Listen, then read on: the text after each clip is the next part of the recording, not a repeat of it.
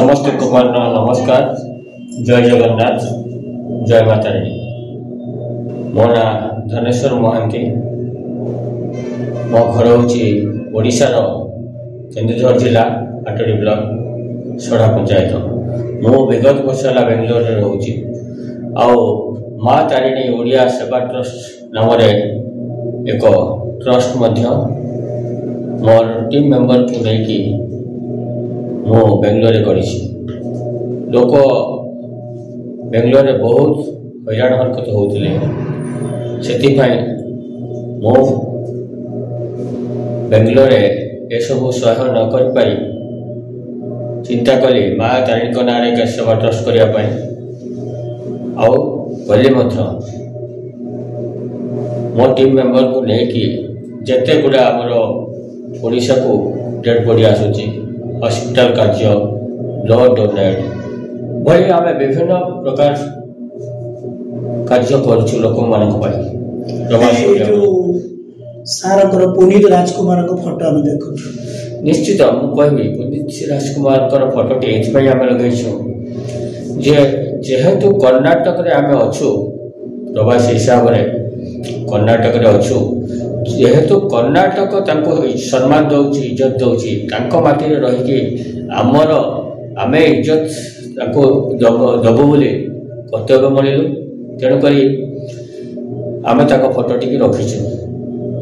ओडिशा रे कौन सेवा कार्य आरंभ हो जाउछ बर्तमान जेहेतु ऑफिस खोलिला कौन रहिबो कार्यक्रम तेणुक आमर तो बांग्लोर चली ऑफिस आमर बहुत ट्रस्ट मेंबर अच्छा तेणुक आज आम ओडिशा ब्रांच ऑफिस एक कटक जगतपुर आम कुसुम माड़ा तत्वावधान आज खोला तो आम समस्ते बेंगलोर भी किसी आम आसीचु आम टीम मेंबर्स प्लस आज आम सहित स्मिता महांती भौणी भी जोड़ी हेले स्वागतिका भौणी भी आम सहित जोड़ी हेले अच्छा ये जोड़ी होती आम धीरे धीरे ओडिशार भी कार्य करूँ निहाती आम ओडिशा उत्कल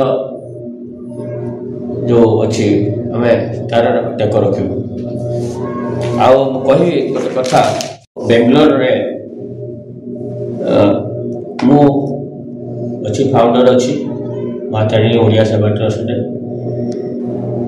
सभापति आमर संतोष कुमार विश्वाल से आमर बड़ भाई सी संपादक अच्छा जितेंद्र कुमार साहू सी भी आम जड़े भाई सी कोषाध्यक्ष अच्छा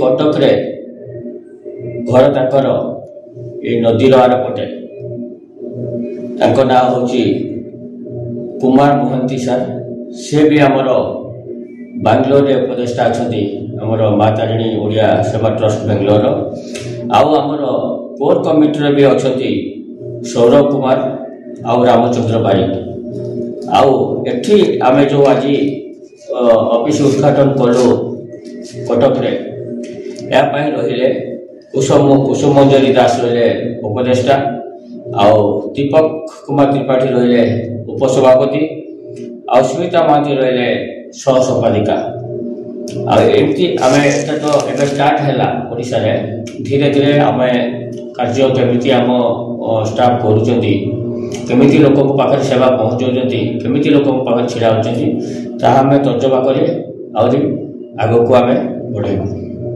धन्यवाद। नमस्कार, जय जगन्नाथ। मु श्रीमती स्मिता महांती फ्रॉम भुवनेश्वर। आज नूतन कार्यालय उद्घाटन है माँ तारिणी ओडिया सेवा ट्रस्ट बेंगलोर ओडिशा प्रथम थर पर सेवा करने को जाऊँगी माँ तारिणी सेवा ट्रस्ट आपण दायित्व अच्छा कौन कहे निश्चित भाव में यहाँ गोटे बड़ गर्वर कथा गौरवर कथा आमर माँ तारिणी ओडिया सेवा ट्रस्ट बेंगलोर प्रतिष्ठाता सभापति मिस्टर धनेश्वर महांती एते सुंदर प्रयास करिसंती कि तांकर कर्मभूमि तो कार्य आरंभ करिसंती सेवा कार्य आरंभ करसंती किंतु आज प्रथम थर पई आम ओडिशा रे तार नूतन ऑफिस उद्घाटन करी तो आम ओडिशा रे किछि कार्य भी କରିବେ ନିଷ୍ପତ୍ତି ନେଇଛନ୍ତି ନିଶ୍ଚିତ ଭାବରେ ସ୍ୱାଗତ ଯୋଗ୍ୟ। ଆଉ ଭାଇ ମୋତେ ବାଛିଥିବାରୁ ଓଡ଼ିଶା ପାଇଁ କାର୍ଯ୍ୟ କରିବାକୁ ସେଥିପାଇଁ ଅଶେଷ ଅଶେଷ କୃତଜ୍ଞତା ଭାଇଙ୍କୁ। ତ ନିଶ୍ଚିତ ଭାବରେ ଯେତେବେଳେ ବାଛିଛନ୍ତି ମୋତେ ମୁଁ ମୋର 100% ଦେଇକି ମୋର କାର୍ଯ୍ୟ କରି ମା ତାରିଣୀ ଓଡ଼ିଆ ସେବା ଟ୍ରଷ୍ଟକୁ ନିଶ୍ଚିତ ଭାବରେ ଆଗକୁ ନେବି। ଆଉ ନିଶ୍ଚିତ ମାଙ୍କର ଆଶୀର୍ବାଦ ଯଦି ରହିବ ନା ମଣିଷ କୋଉଠି ନା କୋଉଠି ପହଞ୍ଚି ପାରିବ। ଭାଇ ଯଦି ବାଙ୍ଗାଲୋର କର୍ଣ୍ଣାଟକ ଷ୍ଟେଟରେ କରିପାରିଲେ ତ ଆମେ ତ ଓଡ଼ିଶା ମାଟିରେ ଜନ୍ମିତ ଆମେ କାହିଁ କରିପାରିବାନି। ଭାଇଙ୍କ ପଦକୁ ଅନୁସରଣ କରିକି ନିଶ୍ଚିତ ଭାବରେ ମା ଓଡ଼ିଆ ସେବା ଟ୍ରଷ୍ଟ ଆଗକୁ ଯିବ। ଆପଣ ଜଣେ ଆଗରୁ ମଧ୍ୟ ସମାଜସେବୀ, ଏବେ ମା ତାରିଣୀ ଓଡ଼ିଆ ସେବା ଟ୍ରଷ୍ଟ ଯୋଡ଼ି ହେଲେ ନିଶ୍ଚିତ ଭାବେ ଆପଣ ସମାଜ ସେବାଟା ଓଡ଼ିଶାର ଲୋକଙ୍କ ପାଖରେ ନିହାତି ଭାବରେ ପହଞ୍ଚିବ ଏବଂ ସେବା ଜାରି ରହିବ ଏହା ପ୍ରତିଶ୍ରୁତି ଦେଉଛନ୍ତି। ନିଶ୍ଚିତ ଭାବରେ ଆଜ୍ଞା ଗୋଟେ ସମାଜସେବୀର ତାର କିଛି ସ୍ଥାନ କାଳ ପାତ୍ର ସମୟ କିଛି ନଥାଏ। ସମାଜ ସେବା କାର୍ଯ୍ୟ ଯୋଉଠି ଆଖିରେ ଦେଖାଯାଏ ସେ କରିଚାଲେ।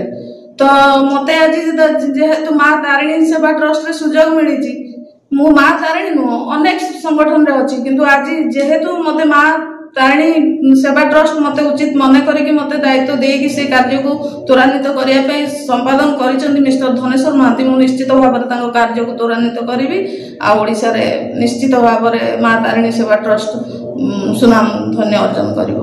ଆଉ ମୋର ତ ଲକ୍ଷ୍ୟ ସମାଜ ସେବା ପ୍ରଥମରୁ ଛୋଟ ବେଳରୁ ମୁଁ କରେ ଆଜ୍ଞା। ସେତେବେଳେ ତ ଆମର ଏ ଆପୁଲ ଫୋନ ନଥିଲା କି କିଛି ନଥିଲା ଚିତ୍ର ଉତ୍ତୋଳନ କରିକି ରଖିବା ପାଇଁ, ତ ରଖିପାରିନି। ଏବେ ଯାହା କରୁଛି ସମାଜ ଦେଖୁଛି ଦୁନିଆ ଦେଖୁଛି ସବୁ ନ୍ୟୁଜ ଚ୍ୟାନେଲ ଜାଣିଛନ୍ତି ଉଣାଧିକେ।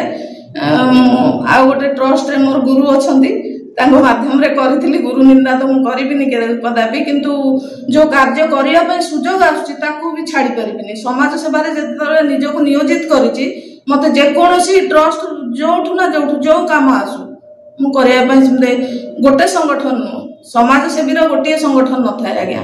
ମୁଁ 1000 ସଂଗଠନ କ୍ରିଏଟ୍ କରିବି। ମୋ ନିଜର ବି ଇଚ୍ଛା ଅଛି। ବହୁତ ସଂଗଠନ ଏବେ ପ୍ରସ୍ତୁତିରେ ଚାଲିଛି, ଆଗକୁ ବି ଲୋକାର୍ପଣ ହେବ। ନିଶ୍ଚିତ ଭାବରେ ଭାଇଙ୍କୁ ଧନ୍ୟବାଦ ଦେବି। କୁସୁମ ମ୍ୟାଡାମ ବି ଅଛନ୍ତି ଆମର ଆଡଭାଇଜର, ତାଙ୍କ ନିର୍ଦ୍ଦେଶକୁ ମାନିକି ମୁଁ ଓଡ଼ିଶାରେ କାର୍ଯ୍ୟକୁ ତ୍ୱରାନ୍ୱିତ କରିବି। ଆଉ ନିଶ୍ଚିତ ଭାବରେ ଆଜ୍ଞା ମୋ ସାଙ୍ଗରେ ସ୍ୱାଗତିକା ରାଓ ଅଛନ୍ତି, ସେ ବି ଜଣେ